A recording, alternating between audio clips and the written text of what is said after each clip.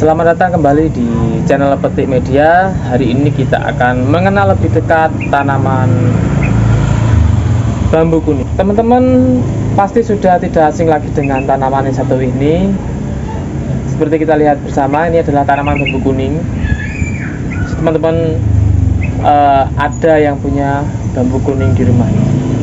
Tanaman yang banyak khasiat, mitos dan manfaatnya ini banyak dibudidayakan dan dijadikan sebagai tanaman hias di rumah ataupun di perkantoran dan pabrik biasanya.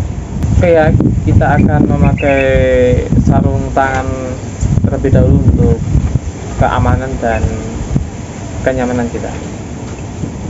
Di luar sana banyak sekali jenis daripada tanaman bambu ini. Ada bambu petong, bambu apus, bambu hitam, dan bambu-bambu yang lain. Nah, kebetulan di sini kita punya bambu kuning. Bambu kuning sendiri mempunyai nama Latin Bambusa vulgaris stratia.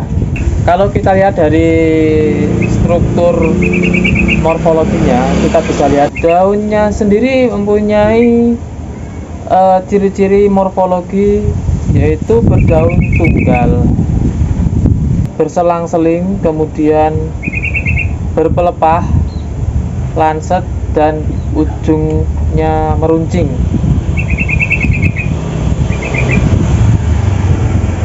Pertulangan dari daun ini juga sejajar, teman-teman. Kalau kita bisa lihat di sini, panjang daun ini bisa mencapai 15 sampai dengan 27 cm.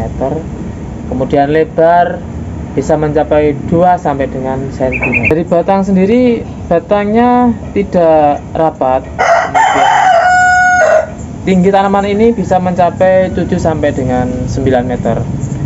Kemudian panjang ruas sini 20 sampai dengan 35 cm. Batangnya bisa mencapai 25 sampai 35 cm. Diameter batang bisa mencapai 2 sampai dengan 6 cm. Batangnya sendiri keras dan berserat tentunya. Batangnya berlubang kemudian berruas-ruas. Di secara ilmiah namanya buku. Ketebalan bisa mencapai 8 sampai dengan 12 mm. Kemudian kita ke bawah sini. Kalau kita lihat di sini, ini adalah akar. Tipikal akar daripada bambu kuning ini adalah serabut yang warnanya itu ke coklat-coklatan ya, teman-teman. Putih-putih keruh.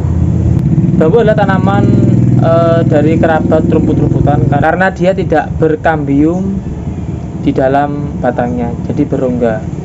Ini adalah saudaranya daripada rumput atau semak-semakan, keluarga dari rumput-rumputan. Nah, di sini teman-teman, biasanya kalau tanaman ini sudah berumur cukup lama, tahunan, dia akan keluar bunga. Nah, bunganya itu biasanya mempunyai malai dan majemuk.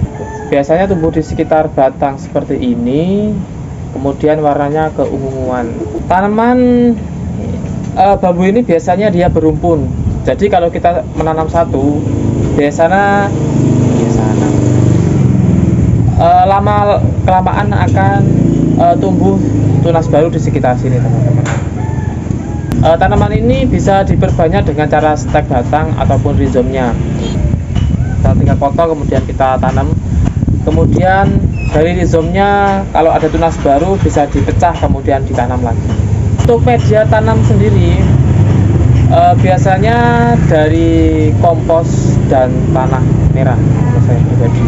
Dikarenakan tanaman ini suka akan kelembaban ya, hampir semua tanaman suka kelembaban. Namun campuran kompos dan tanah merah itu cukup baik untuk pertumbuhannya. Saran saya, kalau teman-teman mau memperbanyak, bisa dilakukan pada musim hujan, sekitar bulan Januari sampai dengan Februari. Oke ya, berhubung ini kita sudah bedah, kemudian kita langsung pindah ke polybag saja supaya nanti pertumbuhannya maksimal. Untuk pertumbuhan lebih maksimal, teman-teman bisa menanamnya di tanah langsung, ataupun polybagnya harus berukuran besar ya teman-teman ya, supaya pertumbuhan dan tunas barunya cepat ada atau cepat tumbuh.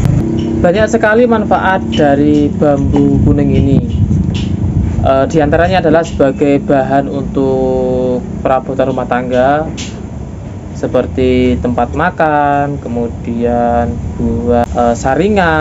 Bisa juga digunakan sebagai bahan bangunan seperti lincah, dipan, pagar, dan tunas barunya atau tunas mudanya pun bisa diolah menjadi makanan.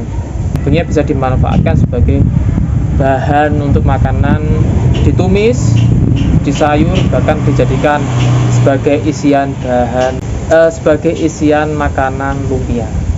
Kandungan kimia dari tanaman bambu ini mengandung zat flavonoid dan saponin. Terus di masyarakat, bambu kuning itu mempunyai beberapa khasiat atau manfaat, yaitu sebagai pagar gaib, kemudian sebagai penolak bala, sebagai pemberi keberuntungan, dan juga sebagai jimat. Namun itu kepercayaan masing-masing. Bambu kuning ini di alam liar menghasilkan cukup banyak oksigen, kemudian bisa menjaga tanah dari longsor, dan juga bisa menjadi filter air di sungai yang sangat baik.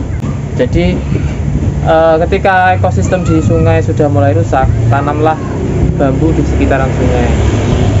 Itu bisa mengurangi dari cemaran. Oke teman-teman, terima kasih atas waktunya. Apabila ada informasi lebih lanjut atau detail tentang tanaman bambu kuning, silahkan komen di kolom komentar, kita akan bahas bersama. Sampai jumpa.